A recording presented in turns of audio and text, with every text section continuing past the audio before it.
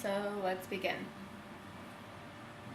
So first step, right after you wash your hair and condition, and before you do a thermal blow dry, you should always use like a heat protector or an anti-frizz, especially if your hair is wavy or curly and frizzy, which my hair is. So I'm using Outshine by Redken, and it's just a polishing milk, it says. And you don't need much, just a little more than a pea size, starting at the ends and working your way up. You don't want a lot of product at the root because that just kind of weighs down the hair. So start at the bottom where the ends are the most porous and need more protection, and then just work your way up. Okay. So now I'm just going to blow dry from pretty much from the root on down and just getting as much moisture as possible. So you want to get it about 90 to 95% dry before you start shaping and molding into the style and shape that you want for your blow dry. Okay, so I'm just going to start blow dry.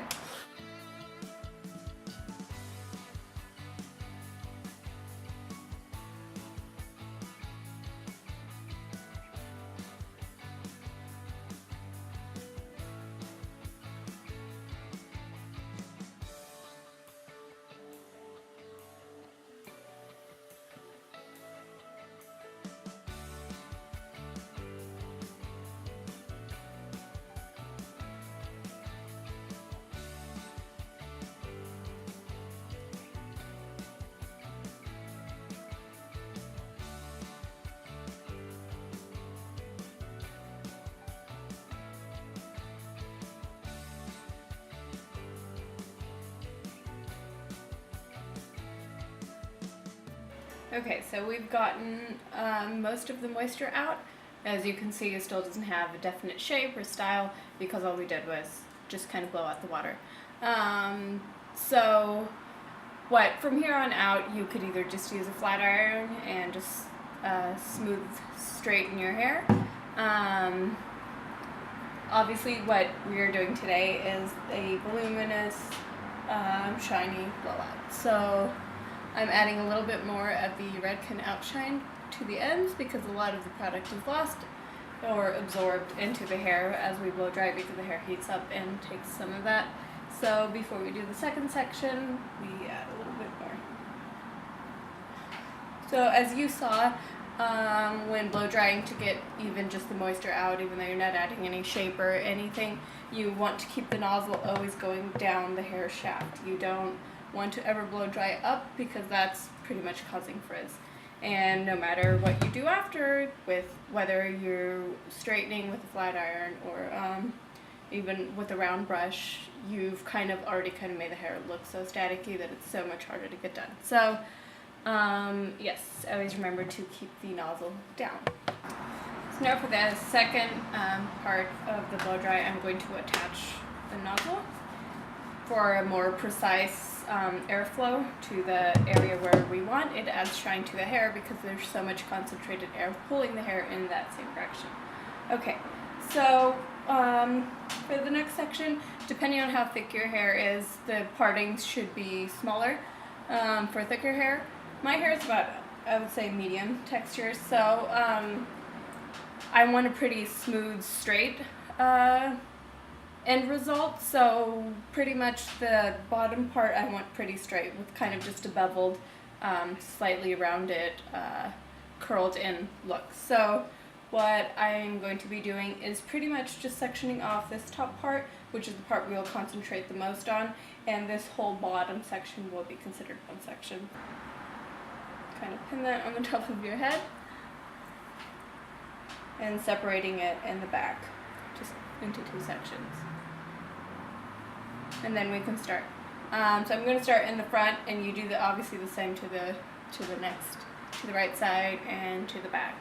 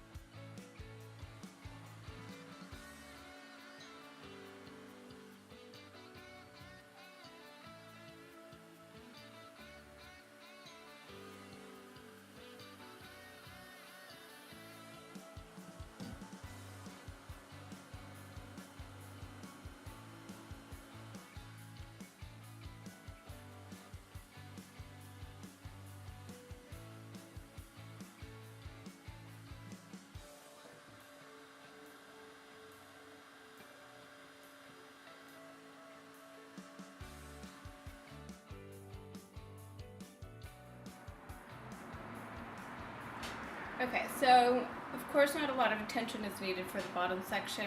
Now the top section we are going to give a little more attention to. So the most important part is that this top section, you really, the root is more exposed and you see it, so you want it to be more perfect. So of course this, you're going to have hair over it, so pretty much from here down is more of what you see. So I'm going to show you pretty much the first step. The first section, I'm going to section about an inch wide parting and kind of just let that down and pin this back up. And I'll talk you through this, and then pretty much the rest of each section that you take will be obviously the same process. So, and it kind of separates from the already dried hair pretty easily, so it's easy to pick up that section again. So what you do is obviously comb it out so that you can get your brush through, obviously, when you're blow drying.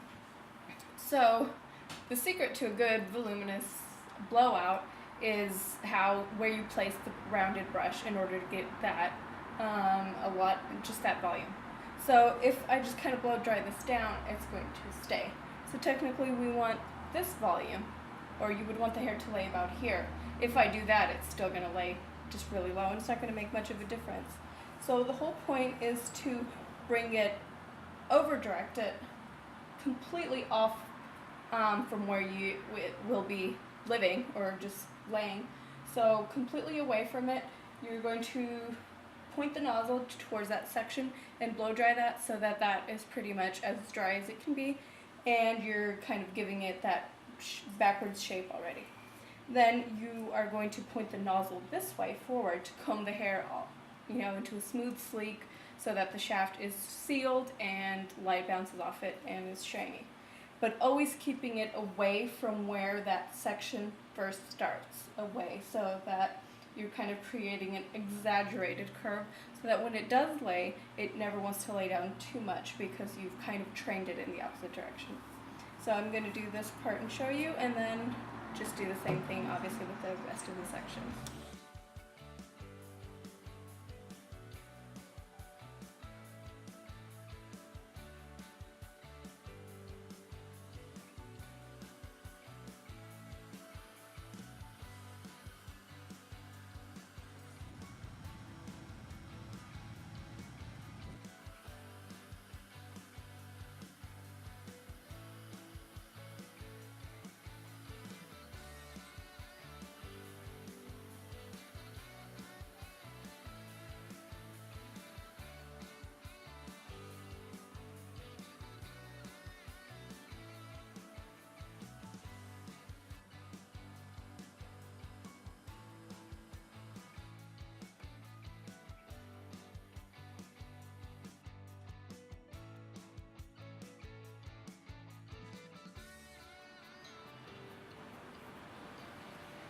Okay, so to the ends, after we are done with our blowout, I'm going to use Redken's Tousle Whip, and this is,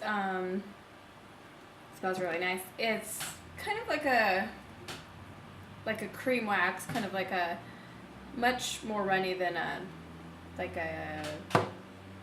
would you call it, like a pomade or something. So I'm going to get just very little amount, and it's almost like shimmery, so it kind of adds shine to the hair. So I'm just going to add it more to the ends.